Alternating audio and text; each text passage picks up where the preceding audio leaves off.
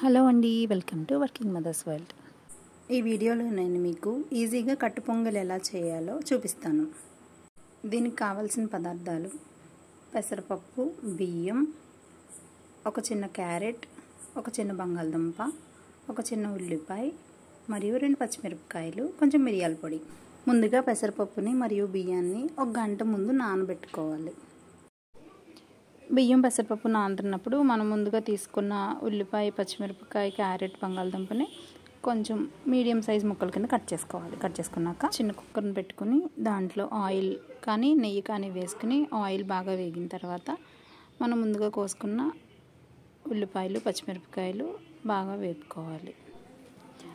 Onions, పచ్చిమిరపకాయలు brownish red వచ్చిన తర్వాత ముందుగా మనం కోసుకున్నటువంటి క్యారెట్ మరియు బంగాళదుంపలను కూడా కొంచెం కచ్చపచ్చగా వేపుకోవాలి. ఎందుకంటే కుక్కర్ ఆన్ చేస్తాం కాబట్టి అప్పుడు ఉడుకుతాయి కాబట్టి లైట్గా వేగితే సరిపోతుంది. తర్వాత మనం నానబెట్టుకున్న పెసరపప్పుని ఒక 2 టైమ్స్ వాటర్లో కడుక్కున్న తర్వాత ఆ పెసరపప్పుని ఈ కుక్కర్లో వేసి ఒక లైట్గా వేగేటట్టు చూసుకోవాలి.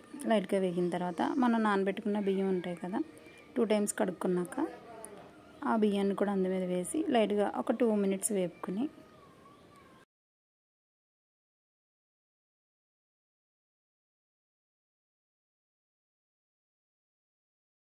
2 మినిట్స్ వేగిన తర్వాత పెసరపప్పుకి 2 టైమ్స్ ఆఫ్ వాటర్ అండ్ రైస్కి కూడా 2 టైమ్స్ ఆఫ్ వాటర్ని యాడ్ చేసి దానిపైన మిరియాల పొడిని జల్లి కొంచెం సాల్ట్ కూడా వేసి అవన్నీ కరిగిన తర్వాత కుక్కర్ ఆన్ చేసుకుని ఒక 3 to 4 విజిల్స్ వేయనివ్వాలి.